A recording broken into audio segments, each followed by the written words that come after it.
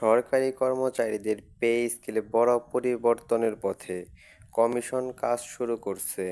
তো দর্শক, আজকে প্রথম আলো পত্রিকায় সরকারি চাকরিজীবীদের জন্য একটি গুরুত্বপূর্ণ প্রতিবেদন প্রকাশিত হয়েছে। তাই ভিডিওটি না টেনে শেষ পর্যন্ত দেখুন। আর এখন পর্যন্ত যারা আমাদের চ্যানেলটি সাবস্ক্রাইব করেননি, দ্রুত সাবস্ক্রাইব করে ফেলুন। মহার্ঘ ভাতা ও নবম পে স্কেলের সর্বশেষ আপডেট সবার আগে পেতে আমাদের চ্যানেলটি সাবস্ক্রাইব করে রাখুন। তো দর্শক, বর্তমানে সরকারি কর্মকর্তা ও কর্মচারীদের বেতন কাঠামো নিয়ে একটি নতুন কমিশন গঠন করা হয়েছে। এই কমিশনের প্রধান দায়িত্ব হল দেশের চলমান রাজনৈতিক, অর্থনৈতিক এবং সামাজিক পরিস্থিতি বিবেচনা নিয়ে একটি সম্মতি এবং কার্যকর বেতন কাঠামো প্রণয়ন করা। কমিশন সরকারের কাছে এই প্রস্তাব দেবে যা ভবিষ্যতে সরকারি চাকরিজীবীদের বেতন ও সুযোগ সুবিধার ক্ষেত্রে গুরুত্বপূর্ণ পরিবর্তন আনার সম্ভাবনা রাখে। গঠিত কমিশন গত জুলাই মাসে 6 মাসের মধ্যে প্রতিবেদন দাখিলের নির্দেশ দেওয়া হয়। তবে জানা গেছে, নির্বাচন শেষ হওয়ার পরই এই নতুন বেতন কাঠামো কার্যকর হবে। অর্থাৎ অন্তর্বর্তী সরকার নতুন বেতন কাঠামো ঘোষণার দায়িত্ব গ্রহণ করবে না এবং ক্ষমতায় আসা নতুন সরকারই এটি বাস্তবায়ন করবে। অন্তর্বর্তী সরকার আগামী ফেব্রুয়ারিতে জাতীয় নির্বাচন সফলভাবে সম্পন্ন করার জন্য ব্যাপক প্রস্তুতি নিচ্ছে। আর্থিক সংকট এবং অন্যান্য কারণের জন্য নির্বাচনের আগে নতুন বেতন কাঠামো ঘোষণা করা খুবই অসম্ভব বলে মনে করা হচ্ছে। অর্থ মন্ত্রণালয়ের তথ্য অনুযায়ী নির্বাচন পর্যন্ত বিদ্যমান বেতন কাঠামোই চালু থাকবে এবং সরকারি কর্মচারীরা তাদের মহার্ঘ ভাতা পাবেন। কমিশনের প্রথম সভা গত 14 আগস্ট অনুষ্ঠিত হয়। ওই সভায় দেশের বর্তমান রাজনৈতিক ও আর্থিক অবস্থার পাশাপাশি সামাজিক প্রেক্ষাপটকে গুরুত্ব সহকারে বিশ্লেষণ করা হয়েছে।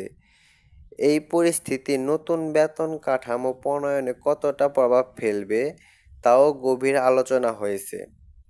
তো দর্শক, এই পর্যন্ত এসেও যারা এখন পর্যন্ত আমার চ্যানেলটি সাবস্ক্রাইব করেননি, দ্রুত সাবস্ক্রাইব করে ফেলুন।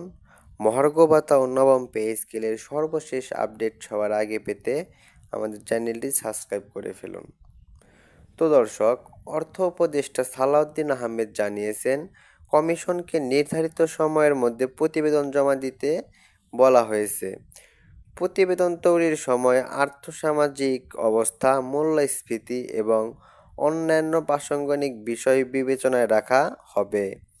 তাদের লক্ষ্য হচ্ছে একটি সময়োপযোগী এবং বাস্তবসম্মত বেতন কাঠামো তৈরি করা, যা দেশের বর্তমান ও ভবিষ্যতের আর্থিক বাস্তবতার সঙ্গে সামঞ্জস্যপূর্ণ হবে। তিনি আরও জানান, ফেব্রুয়ারিতে নির্বাচন হওয়ার কারণে সময় সীমাবদ্ধতা রয়েছে। তবে সুযোগ পেলেই কমিশন তাদের প্রস্তাব দ্রুত দাখিল করবে। নতুন সরকার ক্ষমতায় আসার পর সেই বেতন কাঠামো কার্যকর হবে।